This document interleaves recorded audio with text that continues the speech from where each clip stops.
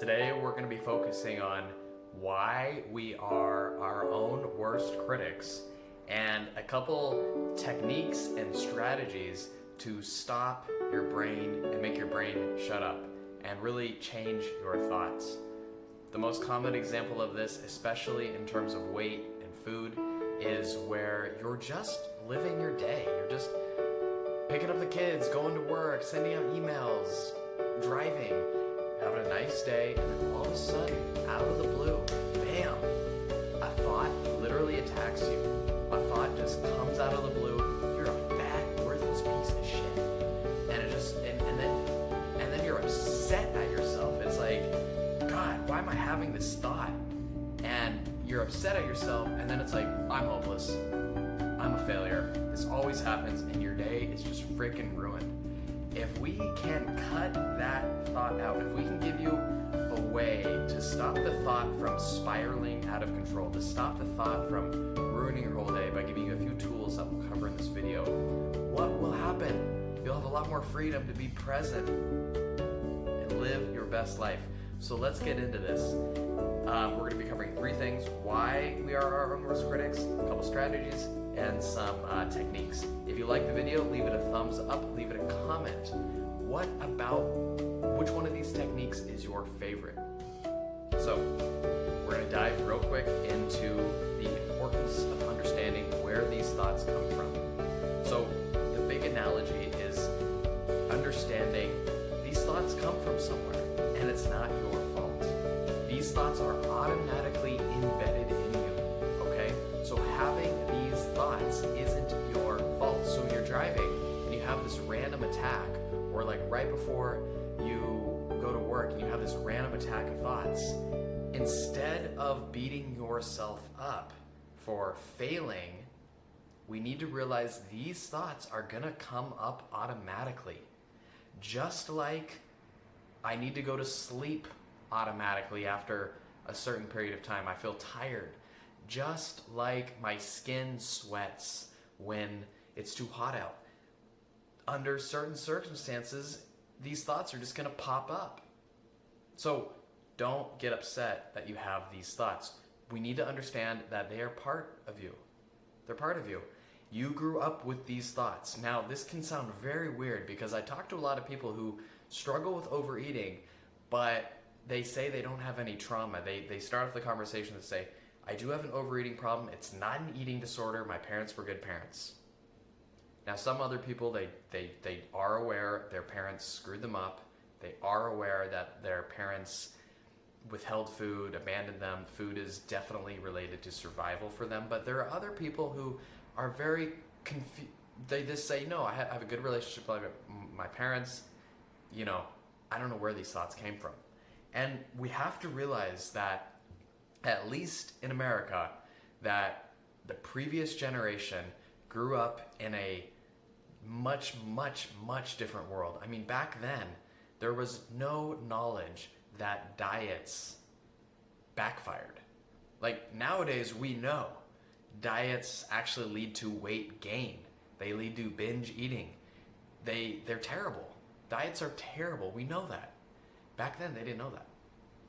Back then, they didn't even know that cigarettes were bad for you. I mean, that was like a new thing, that cigarettes were bad for you. I mean, nowadays we think that's obvious. But back then, the generation, they had several myths that if you were obese, it was because you were lazy. That if you didn't go to the gym, it was because you were lazy. That weight was a matter of motivation. And the problem when you have a willpower view of the world is that it's nice and simple. It's great. It's nice and simple willpower. Oh, it's just motivation. Just get motivated and you lose weight. Well, that's why the doctor will weigh you. That's why your parents might have said, oh, you can lose a little bit more weight. You know, maybe you had a parent who chastised themselves when they stepped on the scale. Oh man, I gotta lose some weight. So we grew up in a culture of willpower where it was accepted that weight was a matter of willpower. And the problem with willpower is that it's like Legos. It's like imagine building a house of Legos. You look at it and it's like, oh great, I'd love to live there. The house, it looks great. But when you actually try to build a house to live in, out of Legos, it falls apart. The same with willpower. It's too simple. It's too simple to actually fit reality. So these thoughts they grew up as part of your upbringing. That's why they're automatic. They're part of who you are. So this means because they're part of who you are, they're going to spring up like weeds. Okay? They're just going to spring up. And we need to realize they're going to spring up. It's not like you are intentionally thinking these thoughts. They are just springing up from your childhood, from your environment where you grew up. It's not your fault. Now, the thing we do have control over is how we react to the weeds. The Buddha had a great quote. It was called 2 darts. He said the first dart is one that life will throw at us. It's just going to ping you. It's going to hurt you. Like when that automatic thought comes up, it's just going to hurt. But we have a choice whether we throw a second dart at ourselves. So the second dart oftentimes is when we have a negative thought and we react with hatred. We react with anxiety. We react with impatience. We react with judgment. That's like throwing a second dart. You have an automatic thought and then you judge yourself for having an automatic thought, and that starts the spiral. So the first thing we need to do to stop these automatic thoughts and stop being our own worst critics is just realizing these thoughts are going to come up. And if we can realize that they're going to come up, then there are 2 skills that we can practice to shift these thoughts. Now the second skill I'll cover in a bunch of other videos. It's basically surrender, mindfulness, receiving, allowing, acceptance, non-reactivity, pausing, silence, contemplation. These are all different words for the second skill, which I'll cover in another video. The first skill is something that we are more familiar with. It's cognitive flexibility. It's redirecting your thoughts. It's reframing your thoughts.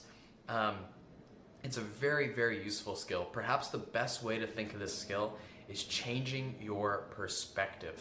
So if you think about a perspective change, sometimes what's said is that when you have all your problems, they become it's heavy. It's a lot of weight on your shoulders. But if you zoom out and see yourself as a little tiny person on planet Earth with 7 other billion people all around you, some of them lot worse problems than you, everyone having their own problems, millions of people dying each day, millions of people getting sick each day, that perspective change makes you feel better about yourself. And the key thing is that we are being honest. We are being objective.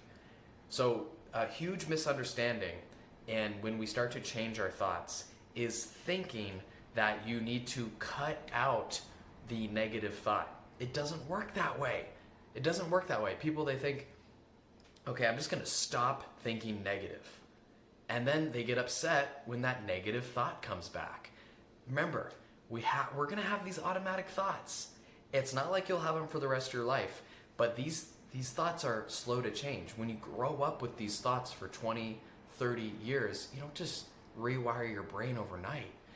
Every time you challenge your thoughts, every time you do this cognitive flexibility, this perspective change with your thoughts, it's like you're rewiring your brain. The intensity of these thoughts go down, the frequency of these negative thoughts go down, but they don't just evaporate overnight. We need to train ourselves on how to properly deal with it. So let me just restate this real quick. The point is not to not have negative thoughts. You're going to have negative thoughts. The point is not to get rid of negative thoughts. The point is to be objective. And if we think about what objective means, it's balanced. It's some good, some bad. It's ambiguous. It's a gray area. It's both. We need both thinking. We need to, instead of getting tunnel vision and getting caught in a tunnel where our thoughts just run around and control us, we have to realize these thoughts are going to come, and then when they come, we have to be able to change our perspective towards these thoughts. How do you change the perspective towards your thought? Well, here's the wrong way to do it. The wrong way to do it is where you say, stop thinking negative. Stop thinking negative. That doesn't work. That's like fighting the thought. We want to go with the thought. How do you go with a thought? You ask the thought a question. You challenge the assumption of the thought. So if the thought is, I am hopeless, that can seem so true. And this requires a lot of poise on your part. You need to be able to ask yourself, is it really true that I am hopeless? That's one-sided. We need both sides. Are there certain circumstances when you're hopeless? Perhaps you're feeling hopeless around food or weight or your body image. But are you really hopeless in all aspects of your life? I'm betting you're a good artist, or you're a good parent, or you're a great worker. You need to balance these thoughts out. And perhaps the most important thing is you need to get in the habit of questioning these automatic thoughts. Remember, these automatic thoughts are not true. They're from your childhood. Children, they develop all sorts of crazy thoughts. They're afraid of the dark, and they have a limited view of reality, and we carry their perspectives with us. Your childhood perspectives, we carry that with us. So as a kid, maybe you thought you were hopeless and you didn't have the techniques or the maturity to realize that you weren't hopeless in all areas. Now, with this mature understanding, we need to have a balanced perspective. So if you catch yourself having a negative thought, one of the powerful ways we can reframe it is by questioning it. Am I really hopeless? No, that's not true. I'm hopeless in some areas, but I'm successful in others. So we're not getting rid of the hopelessness. We're acknowledging it, we're embracing it, but we're also not letting it color our whole perception. That's the first skill. The second skill is then coming up with alternative explanations. So this is the tail end of reframing. So a reframe, just to recap, a reframe is what we just did. I'm hopeless, and now we have reframed it into saying, I am hopeless in terms of food or weight or whatever, or I feel hopeless, but I also realize that I'm making progress and I'm definitely successful in other areas of life, and I'm not entirely hopeless. So we've reframed the thought from I'm hopeless to a more complex, nuanced thought that actually reflects reality. That's called a reframe. And how we practice a reframe is when we come up with alternative explanations. Have you ever met someone who believed that correlation was causation for something? Like my friend the other day, it was the like silliest thing. He said that this scary movie when he was a kid scared the crap out of him, and he believed that nowadays he was scared of scary movies because of this one scary movie. And to me, like, he was so certain of it. It was what was the movie? It was like it was The Ring. The Ring. Yeah, I don't know if you've ever seen The Ring, the movie, but he said, yeah, The Ring, I saw it when I was little, and that movie made me scared of scary movies for my whole life. He's like, I hate scary movies, I'm never going to see them because I saw The Ring. And to me, it seemed like that's too simple of an explanation. The Ring? Like one movie? Remember, life is complex. So what are some alternative explanations? Perhaps you're a little bit more anxious, and that's okay. Perhaps you just don't like scary movies. Perhaps you saw other scary movies that gave you the impression that scary movies were all bad. There's other explanations to your behavior. Now let's apply this to eating.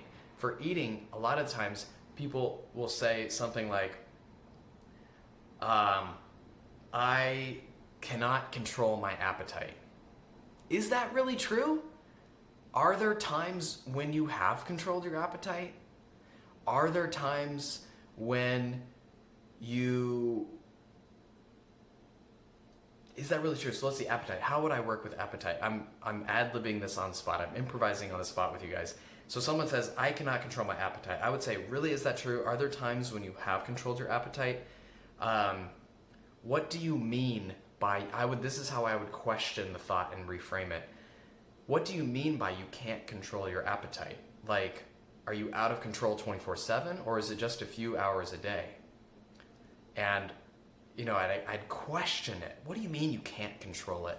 And the person, if they're being honest, they'd probably say, well, okay, for the most part, I'm under control of my appetite. I have breakfast and lunch and dinner, and some nights I lose control at night. That's a more realistic thought. And then for the other reframe, asking them if they lost control all the time, we're coming up with a more nuanced understanding. Instead of just saying, I lose control of my appetite, I have no control of my appetite, we're now saying, I do have control over my appetite, except in these circumstances. So it's an entirely different way of viewing your behavior. And when you think that you have no control over your appetite, guess what? Your actions will reflect that. Our thoughts and interpretations lead to actions. So if you think that you are hopeless and you can't control your appetite, you're not even going to try. But this person over here who says, okay, there's some circumstances where my appetite is out of control. What's up with that? When that person thinks that, they're going to take a way different actions. So that's why we need to reframe, because when we reframe, our actions change as a result of it. When we get caught in simple statements, our actions become simple. We give up on ourselves. So we need to challenge our thoughts and interpretations so that we can free ourselves and change our behavior. So that's this video today. Hope you enjoy it. Again, leave a thumbs up. Really appreciate it. And let me know what technique of yours you like the most. All right. Peace out.